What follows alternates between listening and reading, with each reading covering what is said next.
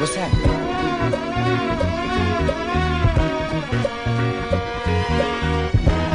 Well, I'm getting along all right. So, Felton Pilate, I just returned. I'm so excited to have you here, man. How are you doing today? My pleasure, man. My pleasure. Man, one of the things that I love to do is find out the stories of great men and women that come to visit me. And so, what I love to do is find out when people found their gift, when it is they realized what it was they were created to do, and started to practice that. So, Felton, talk to me, man. When is it that you begin to discover you had this musical genius in you? Okay. Well, I didn't think of it as genius or a gift at the time. I remember that my grandmother, I can remember being 4 and 5 years old playing on the piano. Mm. And at that point, it's not a gift. I'm making noise and it sounds good, you know. And so she taught me a little bit of piano, so I was able to pick out little stuff, you know, at an early age.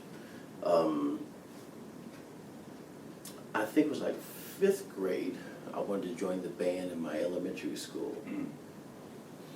And I wanted to play drums. But they had too many drummers, so he said, well, look, got plenty of trumpets. So I got into it.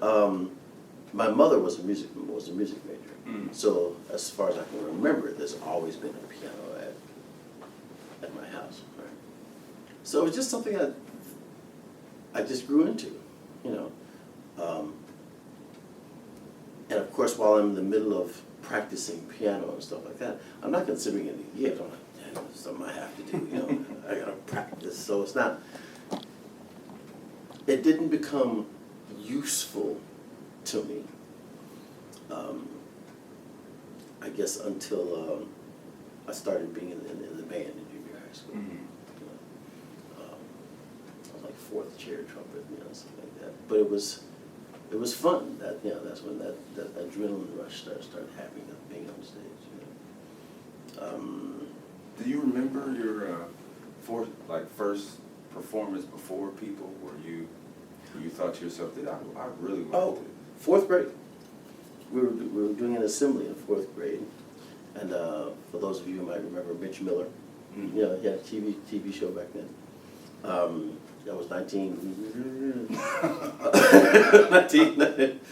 right. So this had to be what, 1962-ish. Mm-hmm. Mitch Miller. He was a band director.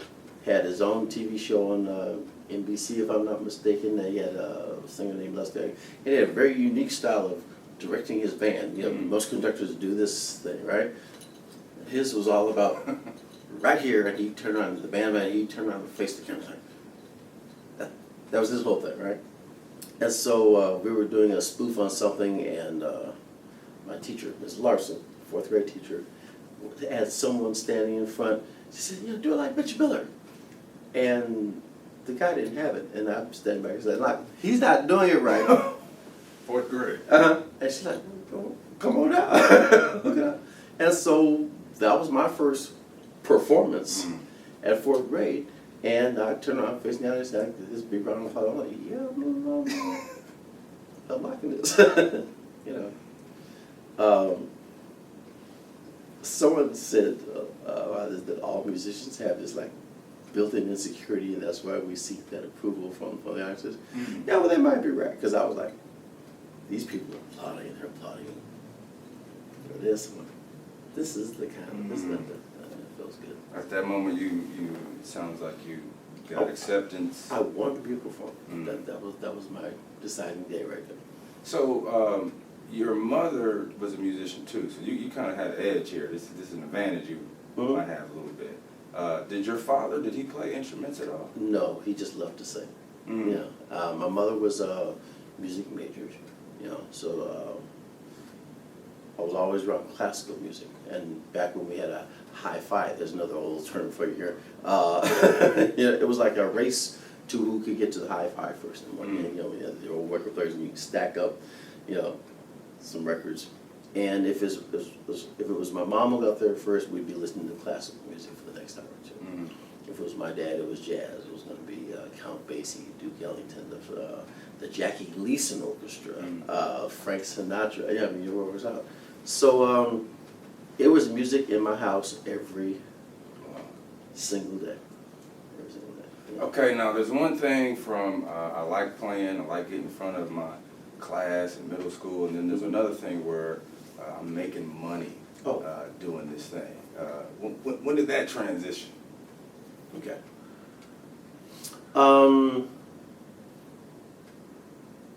I got asked to join a band. His name was Donald Osborne. He had an older brother who was like the big musical thing in my small city, Vallejo, right? Mm-hmm. Every week you look up and Fulton Osborne was playing somewhere, right? And he had a younger brother, Donald, who asked me to be in his band. Now, I'm relatively new at guitar. I'd only been playing guitar maybe about a year. I was like, I'm like 16 years old. I'm like, yeah, I can. Yes. So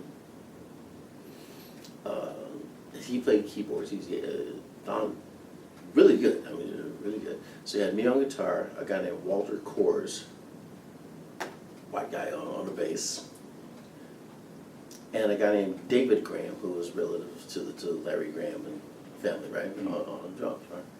And so the first song we learned is Tighten Up. So I'm, so I think the fourth or fifth song that we wanted to learn, he said he wanted to do Alfie. You know, the old recording, Dionne Warwick, right? Mm. But at 16 years old, my voice had not officially changed over yet, right? So I could sing Alfie in her key. I got this, not a problem. And I just enjoyed singing, right? And so I said, hey man, let me audition to sing. He said, okay. So I came over to his house. It's a good thing it was just me and him. So he played piano, and I sang Alfie, and I gave it my best, man. And at the end of me auditioning, he said, Felton, you know, man, if I were you, I would stick to playing guitar. Because you'll never, ever make it as a singer. Wow. Okay, I quit that day. I'm like, I'm not that bad. Come on. But I quit and started my own band. Wow.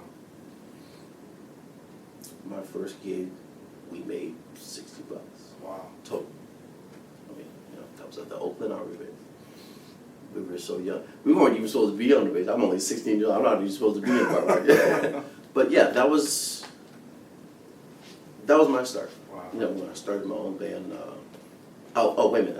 I stole his bass player, Walter. He came with me. My childhood friend, Robert Brown, his father was a pillar of the community there in Vallejo. Mm-hmm. They owned Brown's Jewelry Store.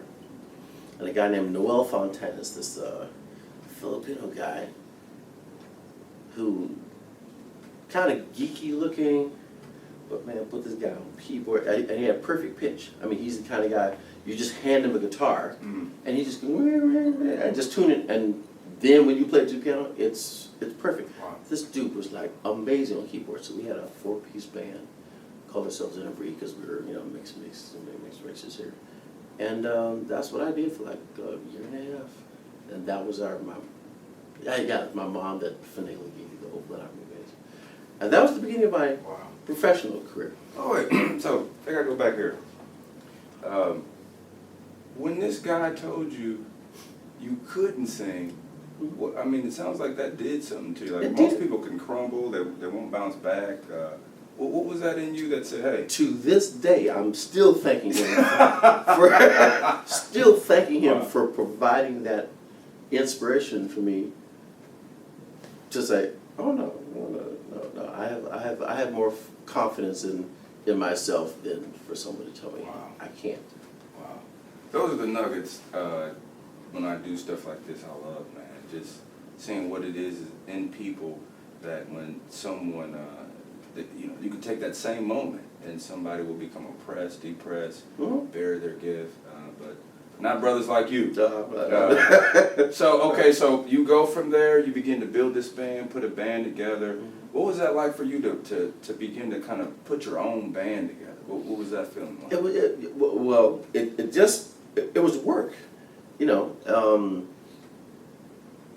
I took it upon myself, of course, to learn all the parts and, you know, make sure that we sounded right. Mm-hmm. You know, it was work, but it was fun. I mean, I keep referring back to that adrenaline rush. A lot of people have asked me, what does it feel like to be on stage?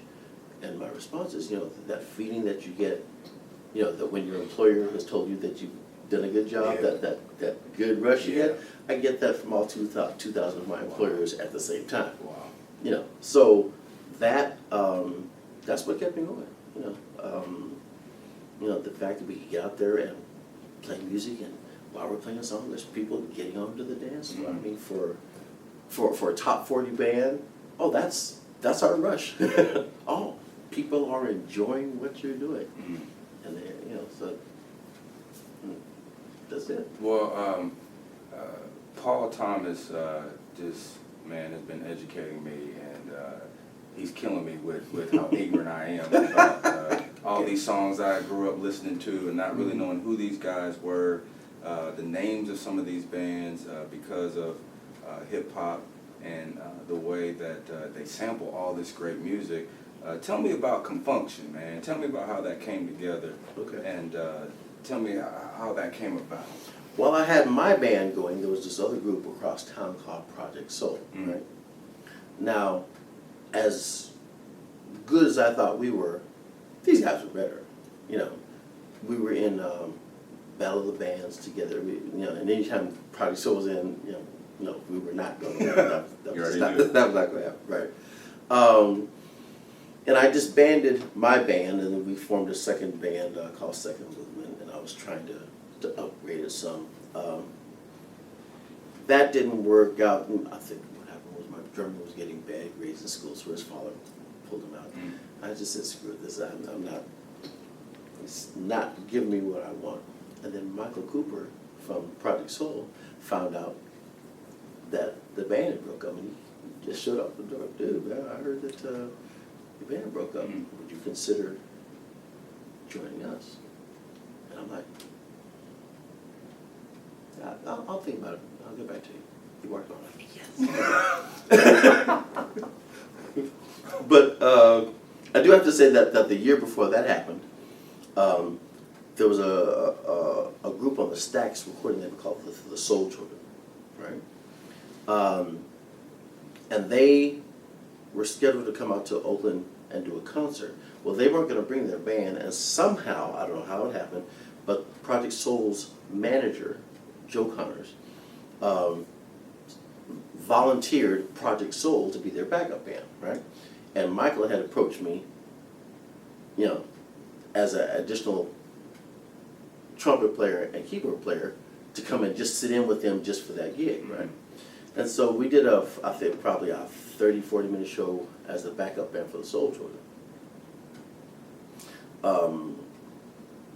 And that was, I repeat, a year before I dismantled my group. So I had a chance to play with Project Soul, right? So I was like, okay, this feels different. I like this. So there was another level of professionalism. Now, once I joined the band, and we continued to be the Project Soul Review. We had a 7-piece band. We had a featured male vocalist. We had a featured female vocalist. We had a featured singing group called Charlene and the Punkinettes. And yes, that is exactly what it sounds like. and there was a DJ, comedian, and we were like the highest paid thing in the Bay Area. Wow. I mean, we were making like $1,500 a night in the 70s, which is huge, right?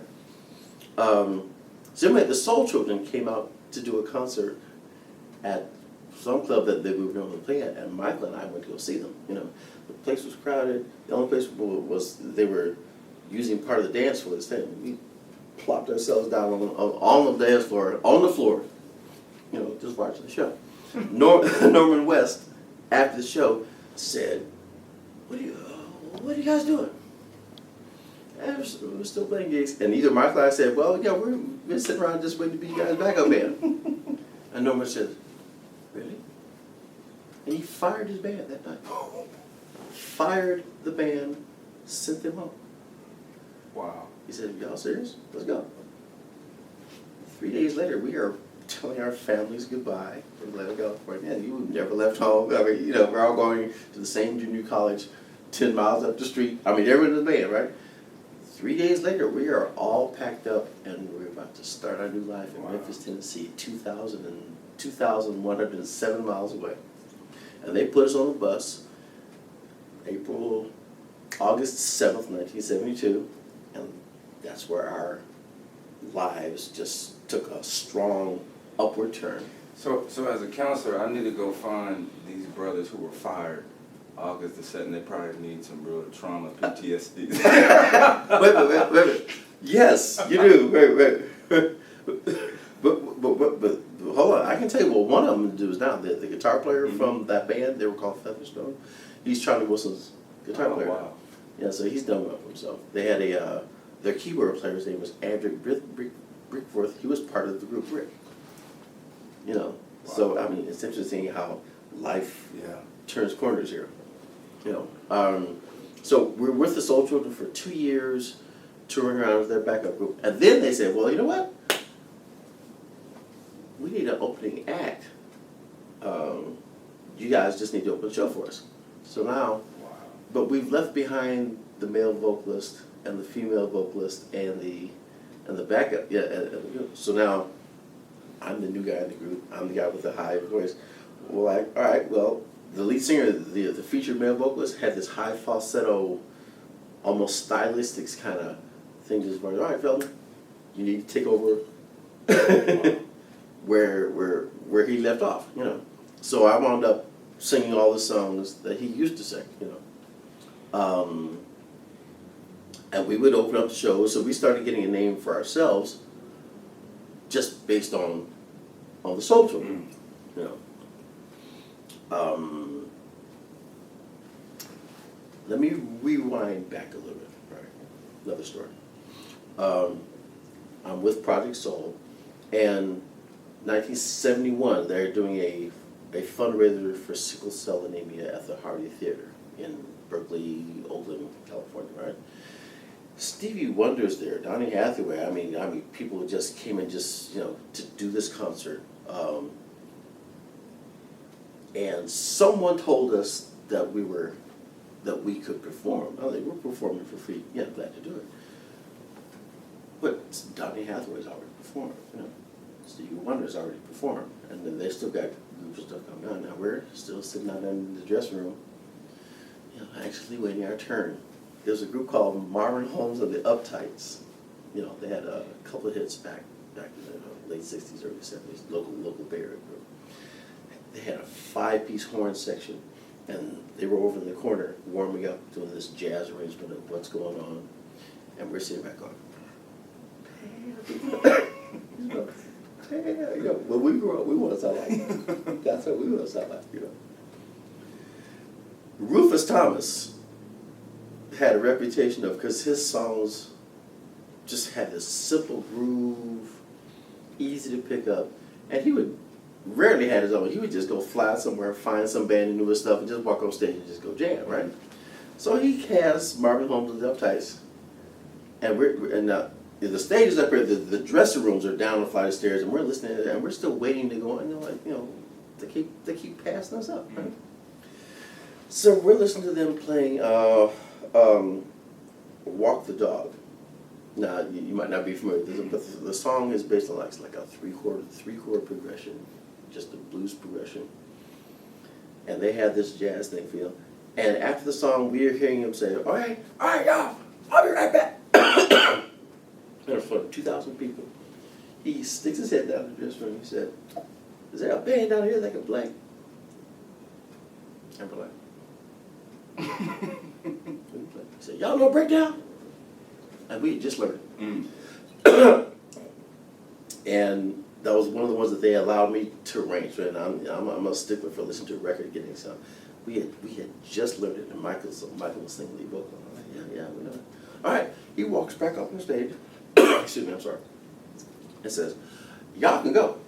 Fires them on stage. Just has them walk off stage. Rufus Thomas, that was his there, right? And so they're walking off stage, and we're walking off stage. All this takes place in, of course, about 5 or 10 minutes, right? And we're playing. Rufus turns his back to the audience, and he walks up to me, because I'm the one who said yes. Y'all sure you can play? Huh? Break that. All right. Back to the audience. And he goes, 1, 2. Magic. It was, that's the best word I can use to describe it, because we had it down.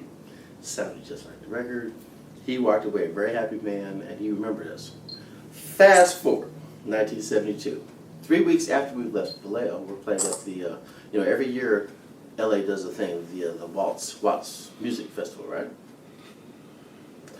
This particular year, Stax Records got together with Watts, and they said, well, look, we'll film it, make a documentary out of it, and we'll supply all the entertainment. So now this year it became the Watts Stax thing, right? So 3 weeks after leaving Vallejo, we're going to be performing, because the Soul Children were signed to Stax Records, and so was Rufus Thomas, right? And so what happened was, Rufus asked us to back him up. Also, now we're not his backup band, but he just, he knew we were going to be there. Hey, y'all play, so, we already had that relationship with him, so it was cool.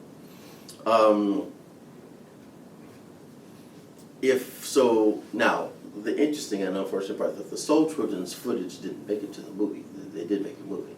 But you can go buy a DVD now that says Watts Stax. And you can see Rufus Thomas has a very featured part of the movie, right? Where he does all 3 of his songs made to the movie. I think he's the only artist that had more than one song in the movie, right? And that's us in the background, the little skinny guys back in the background. We quit the Soul Children because the gigs were slowing down and we were getting paid per night. So we quit, and we thought that we could go back to getting the $1,500 that we were getting a night in California, in Memphis. I mean, that was we walked into a club, yes, we're a Project Soul, we make $1,500 a night in California, we're that good. He says, well, I'm sure you do make it back in California, but I never heard it. So here's what I'll do. I'll pay you what you can bring in through the door. We made $18. Wow. There was nobody out there. Nobody out there. We made $18. But our pride, we were prideful. We were not going to go back to California less than what we left as. So he set up this thing. All right, well, every Wednesday night is going to be college night. You get it for $2. Show your college ID, you can get it for $2. And we worked at that for a year. It turned from that $18, we were making, word got around. There was a group called the Party Brothers, and they started showing up every week. And it became a huge every Wednesday night, called at the Rosewood, right? We were asked to do a recording for a TV show. And we had to go into a recording studio to record the track, because we weren't going to play it live. They just wanted us to lip sync. So we walked into Audio Dimension Studios, did those 3 songs, and he kept inviting us to come back. Yeah. Oh, well, cool, we'll come back. Okay, now after about a few months, he gives us this bill for $10,000. What, you're charging us? I mean, we thought, we didn't know what was going on. Oh, no, I charge you big bucks for studio time. We don't know what to do. 10,000. We don't have to do that. We just pull it. We just pull on top. We ain't got to do that. Oh, well, if you sign this recording contract, the $10,000 goes away. Wow. Okay. So we signed the contract. And it's because of him that we got signed to Freetone Records there in Memphis. Freetone Records was not feeling Project Soul. They felt that the name was too confining. So they made us change our name. That took a while, trying to decide on the new name. What we did was we borrowed, the only thing that we could find to settle on was we borrowed the title of a song recorded by the Nightlighters. Are you familiar with the Nightlighters? No, okay. New Birth. There's a group called New Birth. Nightlighters was their backup band. And they had a song out called KG. You guys remember the KG? Da-da-da-da-da, da-da-da-da-da-da-da. You remember KG? All right. So on the flip side of one of their singles was a song called ConFunkShun. Mm. I was like, okay, that works. The only thing we could decide on. So we told them, well, here, we'll change it from Project to ConFunkShun. They were worried about the word soul. I guess they didn't mind about funk. About that. Whatever. Okay. But that was the beginning of ConFunkShun. We started in California, but we became ConFunkShun in Memphis, Tennessee. As a result of the Freetone Records, we got signed to Mercury Records, and the rest, as they say, is history. I'm hearing this common theme of determination and preparation. And I'm sure bands hated when y'all showed up. It looked like they might get fired. Right, I'm hearing this too. Tell me about that, man. It seems like these opportunities would come and you were prepared. You were ready. Yeah, yeah. The importance of, now just speaking as a musician, the importance of practice was not apparent to me when I was being made to rehearse or when it wasn't really my passion. Because although I was made to take piano, I wanted to learn how to play guitar, so I spent a lot of time just learning that. But it wound up being the thing that probably was what worked out the best for us. The fact that when an opportunity came, we were prepared. Wow. You know, it wasn't a case of, you know, get the opportunity and now you got to work to come up to par. That was one of the things that worked out really well for us. We spent a lot of time rehearsing.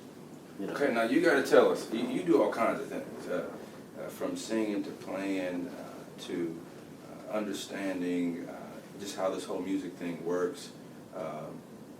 Explain all the things that you do music-wise. I was going just through your history, man. It's kind of ridiculous, all the things that you do. Okay. A trumpet was my first instrument, then piano. I taught myself how to play guitar and bass. When I joined Project Soul, they already had a trumpet player, a guitar player, a keyboard player, so I purchased a trombone and just started learning it by ear to learn that. In high school, as a result of being able to play trumpet, I could also play tuba and baritone horn. Maceo, sax player, taught me a little bit about playing saxophone. So I'm, you know, I've got a little bit of knowledge about about a bunch of instruments, and I'm one of the two lead singers in the group. I'm one of the two main songwriters in the function, and I do independent producing. That's what I call a mutant, man. That's just I know. a little bit of everything. All right. And so my mind is fractured. Man. I've got so many things going on at the same time. Do you get bored easy, man? No, no. I actually get hyper focused on something. So you know, it's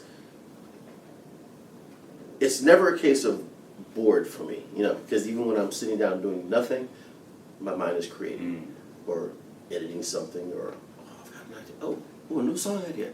I mean, and so you know, it's Creativity. right. So all the artists you have worked with, name me a couple guys that you would just stand in awe of working with these guys, or being able to just witness some of their genius, because you've come across all kinds of artists. Like, name me some of those guys you're like, wow, I'm working with this guy growing up. Here's the biggest one. Stanley Clark asked me to write him a song. You know, I was working with a guitarist named Lloyd Gregory, who was signed to Stanley Clark's label, and I produced Lloyd Gregory's album. And Stanley said, "Man, I like your stuff. Why don't you write me a song?" I'm like, "Cool." So I'm down in my studio and I'm working, and it didn't hit me until I'm now writing the bass part. Stanley Clark is considered to be like the best bass player, one of the best bass players, best bassists in the world, right? And so as I'm writing the bass part, I had to stop. I'm like, I'm writing a bass part for Stanley Clark. Wow. Now that was my big wow moment, because it dawned on me that this huge guy, this huge, I mean, real musician, is asking little humble me, to write him a song. And hair stood up on right. And it scared me for a minute. I'm like, dang, this is big, right? So it took me about a day to get it right. I got the hugest compliment from Stanley, not verbal. The fact that he used my bass part, did not re-record it. What's on the record is me playing bass. Wow. And he just played some licks on top of it. You know, that was probably my biggest thrill. You know, at least before the moment. After working with Stanley, no, not that Stanley, the old Stanley, the guy who came to me. Well, when I first met him, he was doing real estate. He was doing selling real estate. He actually was doing pretty good selling that, but he was wanted to do positive Christian flavored rap, and he called himself the Holy Ghost. Right? You know, we had a couple of conversations about that. But I wound up doing a 10-song demo on this particular guy. Sent him on his way, and he came back and told me that the demo we did has sold 500,000 copies. Demo too, dope. You were supposed to come back and we did. He said, no, man. Record company wrote me a check for $2 million, and my new name is MC Hammer. Wow. So that was an after fact aha moment. You know, after working with Hammer and this went double platinum. 15 times platinum? Really? Okay.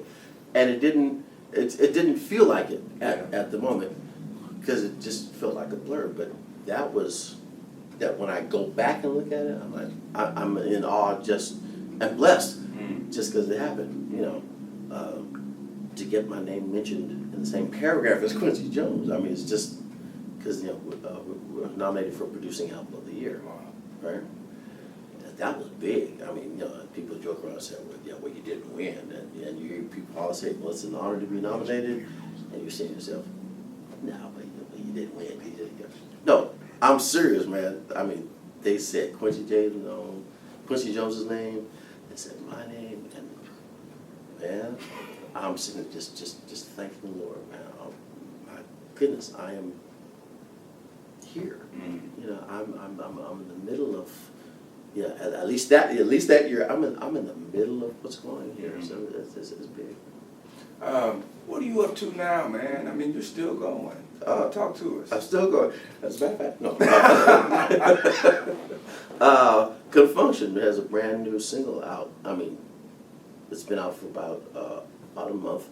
Last time I looked, it was number 26 on the Billboard charts. It's number 7 in the UK. It's called Your Night, written by a guy named Worley Morris, who does a lot of stuff for Charlie Wilson, right? So we had this extra song, so we wound up doing it. He did a nice job of capturing the ConFunkShun vibe while having it sound more current than the stuff that we've done in the past, you know. So we're finishing up that CD. I've got, I think I've got about 4 songs on that one. Michael Cooper, my partner, he just immersed himself. He showed up. He had like 12, 13 songs. Man, dude, man, the CD's done. I'm like, I don't have to do songs. You know, I had to spend 2 months just catching up with him. But we're working on that. I was asked to write some material for In Vogue, so I've got that going. Lloyd Gregory, the jazz guitarist I mentioned before. He wants me to do some stuff on him. Janice Marie Johnson from the group A Taste of Honey. I'm helping her finish up her new CD. Remember that Mind Going? Yeah. So I'm actually working on 4 different projects at the same time. Oh, I'm sorry.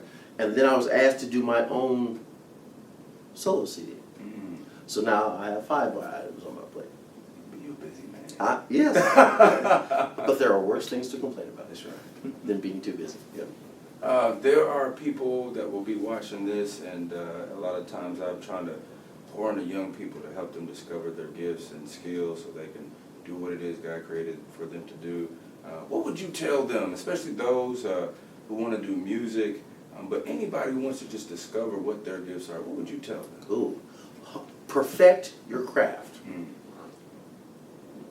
whatever it is, you know, singing, writing, whatever. Look at the people who are already successful at it, and use that as a model. You know, you want to be successful as let's say Usher. Listen to Usher's records. If he didn't have it on his, don't put it on yours. Okay, you know, that kind of thing. Perfect your craft. We were Paul Thomas and I were actually discussing earlier today about the concept that nowadays, thanks to technology, everyone who has a laptop or desktop computer can create music. Now, for me, already a musician, that's just a blessing. What that means is I can get my stuff done faster, right? I can do more stuff, you know. For other people, it becomes a substitute for talent, right? And so that would be my other piece of advice. Don't let your technology be a substitute for your talent. Wow. You know, we were talking about the Pro Tools has become the industry standard for software, right? Just because you own Pro Tools does not make you a producer. No more than just because you own a camera makes you a photographer. That's right. That's right. Right? Perfect your craft. Well, y'all heard it. This is Felton Pilate and Perfect Your Craft. The other thing, if this brother shows up and you got a band, I'd be nervous. Okay. God has been good. Yeah, man. Thank you. Thank you so much.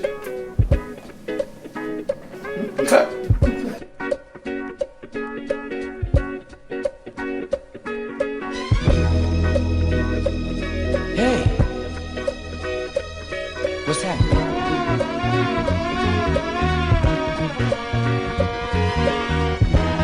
Well, I'm getting along all right. I just returned from a tour.